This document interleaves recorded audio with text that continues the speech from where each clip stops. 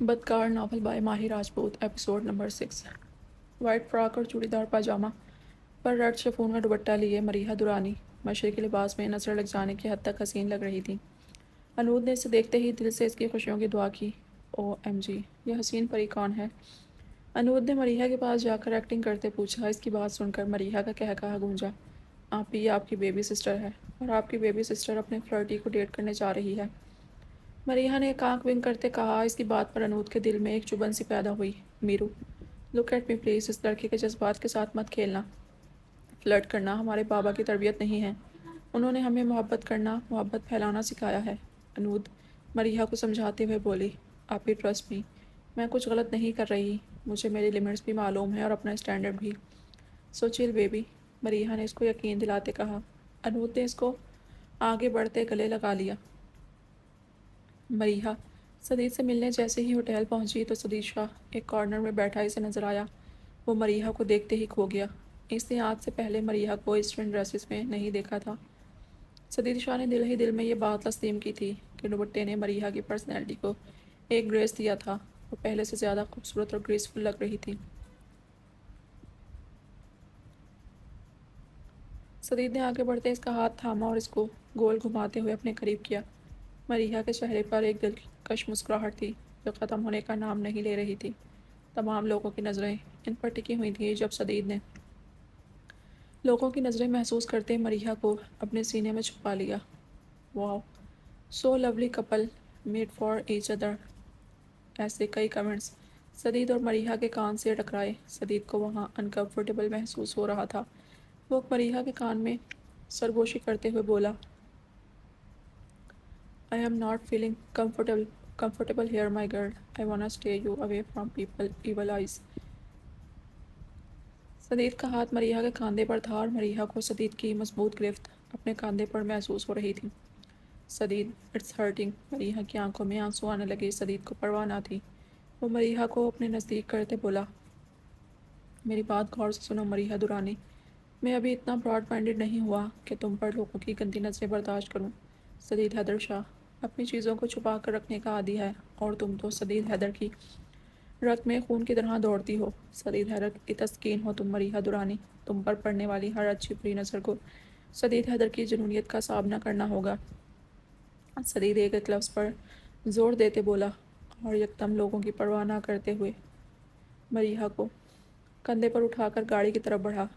سدید خاموشی سے ڈرائیو کر رہا تھا اور مریحہ حیرت سے سدید کی طرف دیکھ رہی تھی۔ دونوں نفوس کی طرف خاموشی تھی۔ سدید نے بیچ راستے میں گاڑی روکی اور ایک بلیک پٹی پچھلی سیٹ سے اٹھائی اور گھومتا ہوا فرنٹ سیٹ کا دروازہ کھولتا مریحہ کی آنکھوں پر پٹی باندھ گیا۔ مریحہ کچھ بولنے کی پوزیشن میں نہ تھی۔ سدید دوبارہ سے گاڑی کی ڈرائیونگ سیٹ پر بیٹھا اور خاموشی سے گاڑی ڈرائیو کرنے لگا۔ تھوڑی دیر بعد گاڑی پھر روکی اور سدید مریحہ کو گاڑی سے نکال کر اس کا ہاتھ تھامے چلنے لگا۔ مریحہ کو کچھ سمجھ نہ آ رہی تھی کہ وہ لوگ کہاں جا رہے ہیں۔ اتنی دیر خاموش رہ کر مریحہ کو بے چینی ہونے لگی تھی۔ وہ سدید کے ہاتھ پر ناخن چباتے ہوئے بولی۔ سدید، یو فلرٹی، تم مجھے کہاں لے کر جا رہے ہو؟ مجھے کچھ نظر نہیں آ رہا۔ تم کہیں میری معصومیت کا فائدہ تو نہیں اٹھانے لگے؟ مریحہ درانی کی زبان چل رہی تھی اور سدید حیدر کے کان پر گویا جوں بھی نہ رینگی ہو۔ وہ مریحہ کی آنکھوں پر پٹی باندھے اس نے مریحہ کا ہاتھ تھام رکھا تھا اور دوسرا ہاتھ مریحہ کے کاندھے پر رکھے خاموشی سے چل رہا تھا۔ ہیلپ، ہیلپ، کوئی بچاؤ مجھے، یہ میری معصومیت کا فائدہ اٹھا رہا ہے۔ مریحہ چیخ رہی تھی جب سدید نے اس کو اپنی طرف کھینچا اور اس کے بالوں سے پکڑے اس کو اپنے مزید قریب کیا۔ سدید کی سانسوں کی پھوار مریحہ کو اپنے چہرے پر محسوس ہو رہی تھی۔ سدید نے اس کے لبوں پر لب رکھے اسے خاموش کرایا۔ کافی دیر مریحہ کے لبوں کا جام پینے کے بعد سدید کو اس پر رحم آیا اور خود کو مریحہ سے الگ کرتے بولا۔ اب آواز نہ آئے مجھے تمہاری، چپ چاپ آگے چلو۔ سدید نے غصے سے مریحہ کو کہا۔ اب سدید کا ہاتھ مریحہ کی کمر پر رینگ رہا تھا۔ فلرٹی، تم باز آ جاؤ اب مجھ معصوم لڑکی کو۔ اس سے پہلے کہ مریحہ کچھ بولتی سدید نے اونچی آواز میں کہا۔ لا حول ولا قوت، تم اور معصوم، سیریسلی مریحہ، تم جوک اچھے سناتی ہو۔ سدید نے مریحہ کا مذاق اڑاتے کہا۔ ہاں، تم چلو میری معصومیت سے، مریحہ نے بھی تڑکی بتڑکی جواب دیا۔ سدید سر جھٹکتا ایک سنسان جگہ پر پہنچا اور مریحہ کی آنکھوں سے پٹی اتاری۔ مریحہ نے سکھ کا سانس لیا۔ سنو، وہ آ گئی ہے، سدید بولا تو مریحہ نے نہ سمجھی سے اس کی طرف دیکھ کر بولی۔ او ہیلو، کون آ گئی ہے؟ یہ کیا بکواس کر رہے ہو تم؟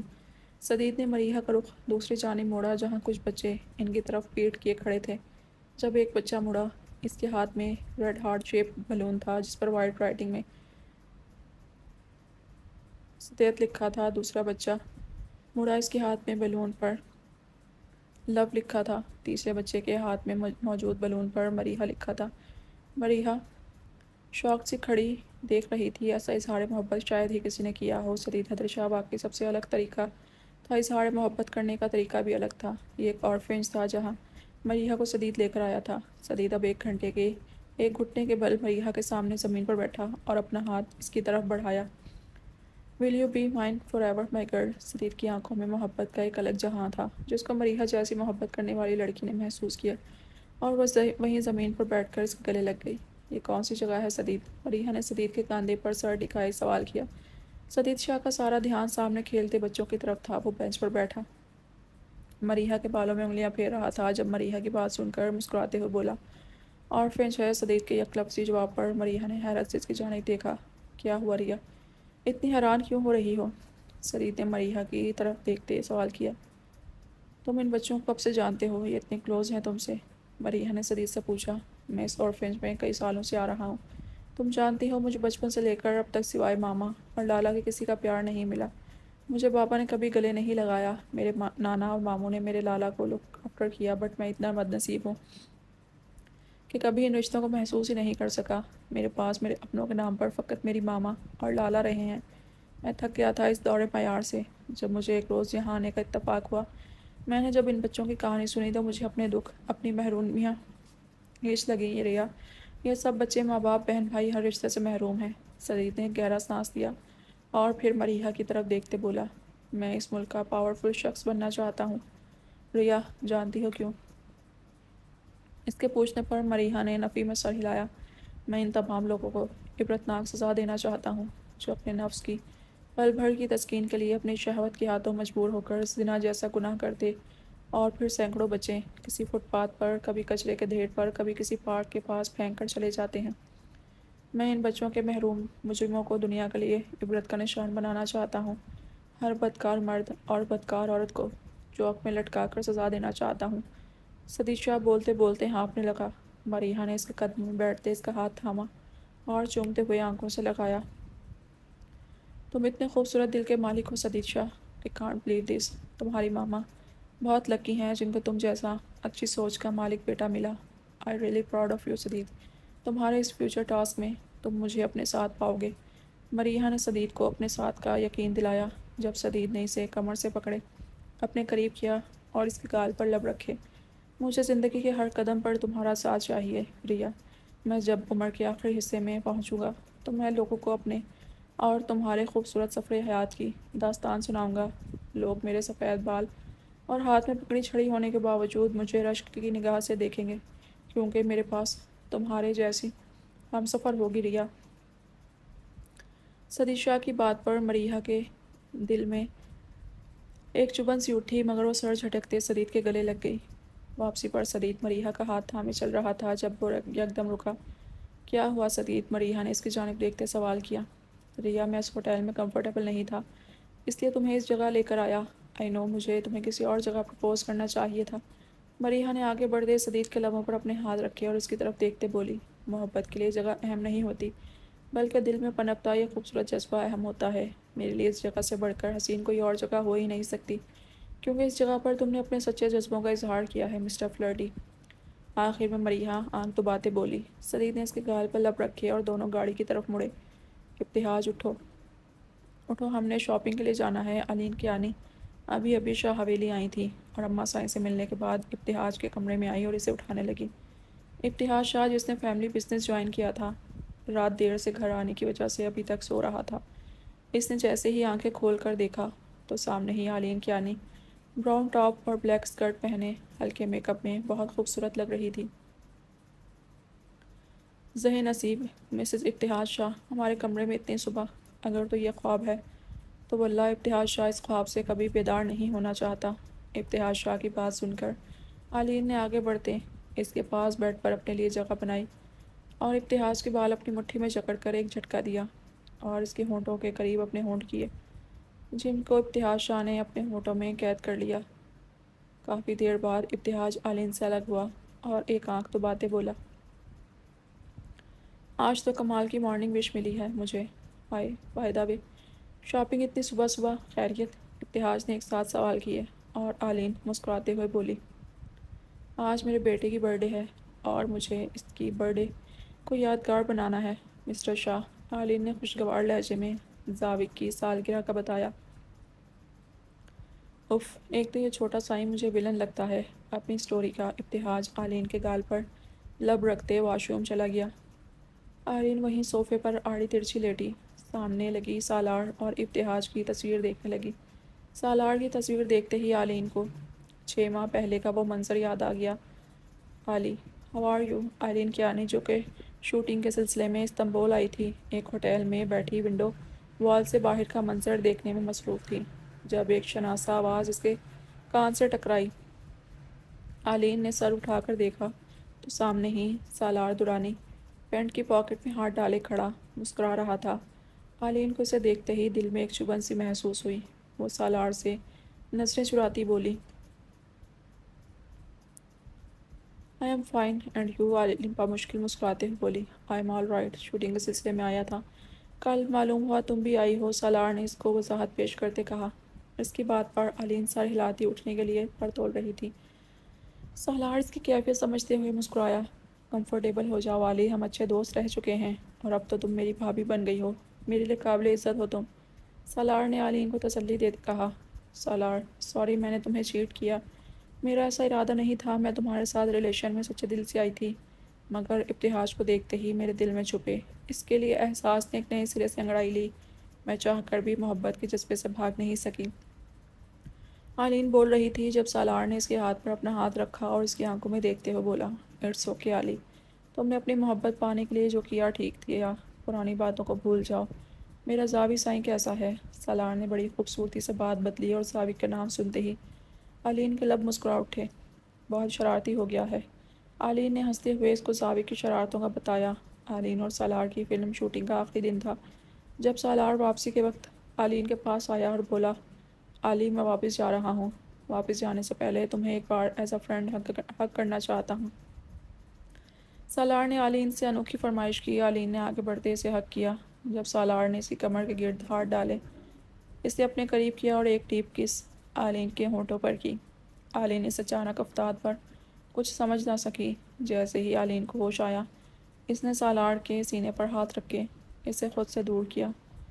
Are you in your senses? Aleen نے غصے سے سالار کی طرف دیکھتے کہا۔ سالار آلین سے نظریں چراتا وہاں سے چلا گیا۔ ابتہاج شاہ فریش ہو کر روم میں آیا اور اس نے بنیان اور شلوار پہن رکھی تھی۔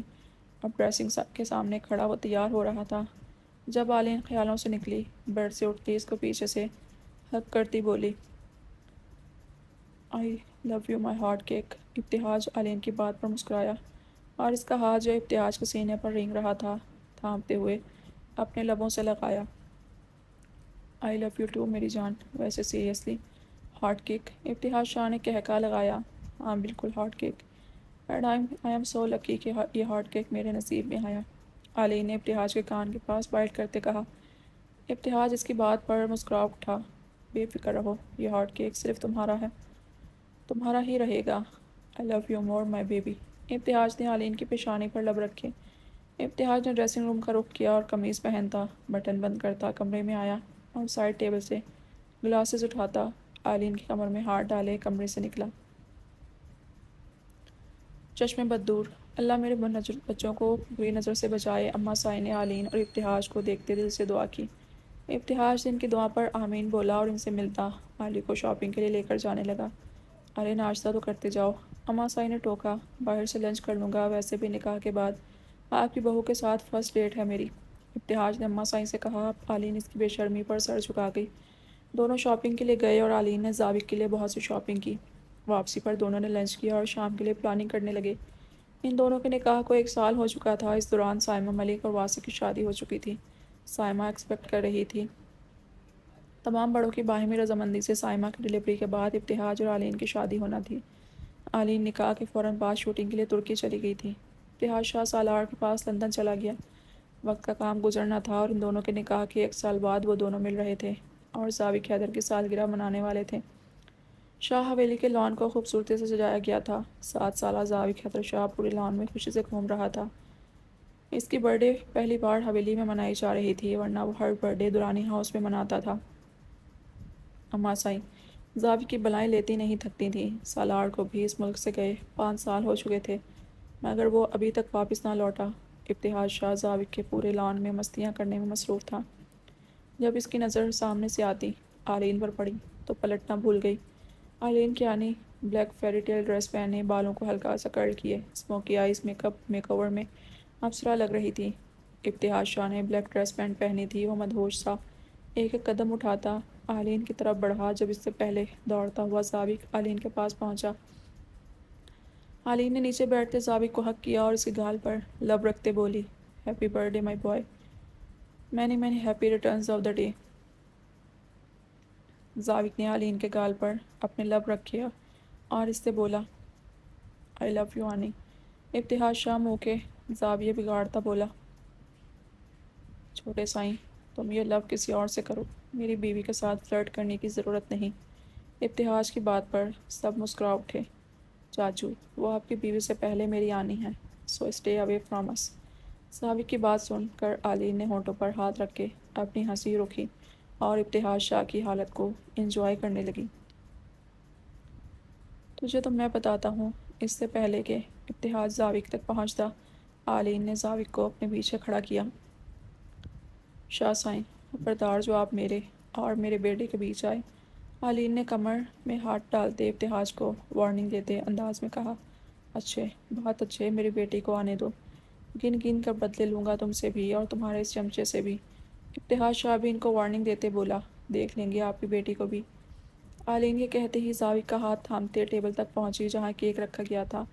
اماں سائیں نے آگے بڑھتے ضابط کے ساتھ کیک کاٹنے کو ہاتھ بڑھایا۔ جب آلین کی بات سن کر ان کے لبوں پر مسکراہٹ غائب ہو گئی۔ معاف کیجیے گا اماں سائیں، ضابط ہمیشہ کیک شازیہ آپی کے ساتھ کاٹتا ہے۔ شازیہ آپی کہاں ہیں؟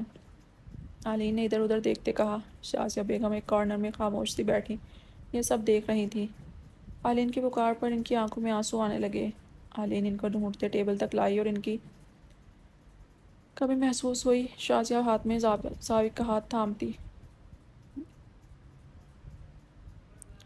مگر آج آلین نے جو عزت شازیہ کو دی تھی، اماں سائیں سے یہ بات ہضم کرنا مشکل تھی اور ان کے زخموں پر نمک چھڑکنے والی سامیہ شاہ تھی جس نے اماں سائیں کے کان بھرے۔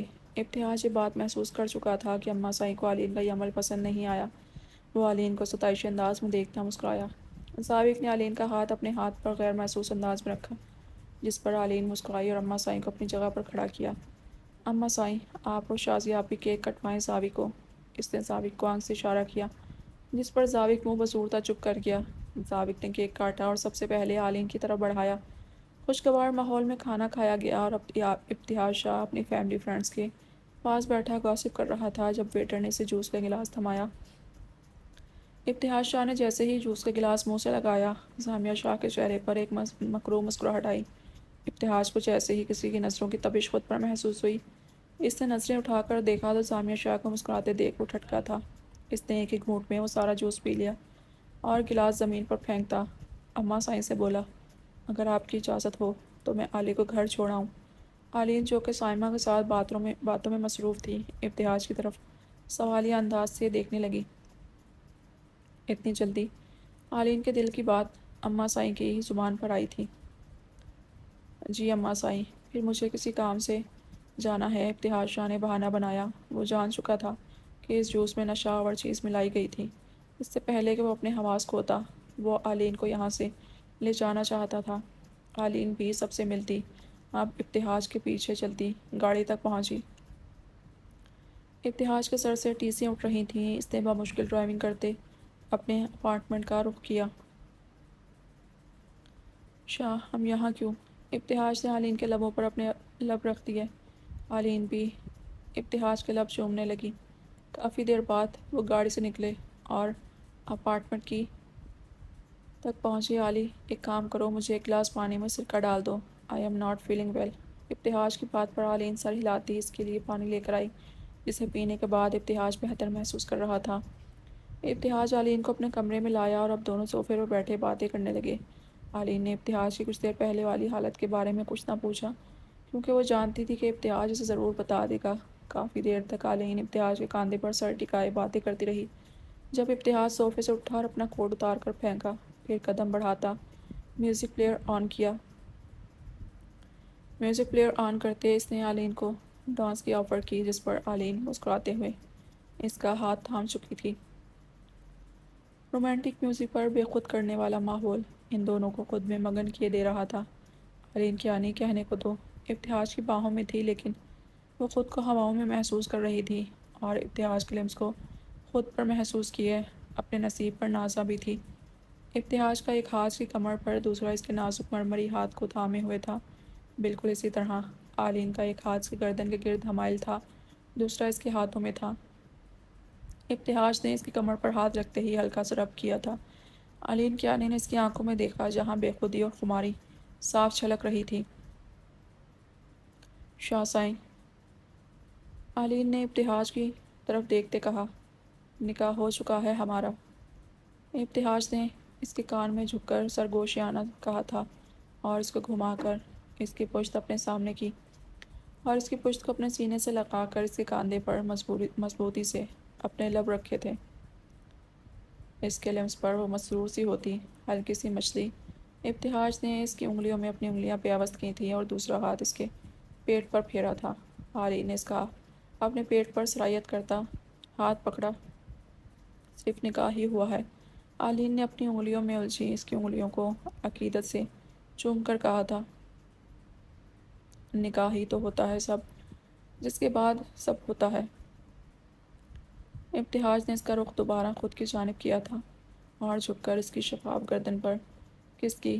علین سسکاری بھری تھی اور اس کا سر خود کے سینے سے لگایا، جس سے ابتہاج پر مزید خماری سوار ہوئی تھی۔ وہ پا در پر اس کی گردن کو چومنے لگا۔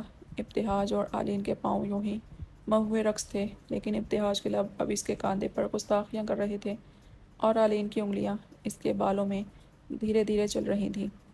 یوں ہی تھرکتے ہوئے ابتہاج رک کر اس کی آنکھوں میں جھانکا، جہاں ابتہاج کی محبت کا ایک جہان آباد تھا۔ ابتہاج نے اس کی آنکھوں پر اپنے لب رکھے اور اس کی آنکھ کو چومتا اس کی ناک پر اپنے لب رکھے اب اس کے لبوں پر جھکا تھا۔ علین نے بھی ابتہاج کے ہونٹوں کا استقبال کیا اور کچھ ہی دیر میں دونوں اپنی محبت کو مکمل کرتے ایک دوسرے کو اپنا آپ سونپ چکے تھے۔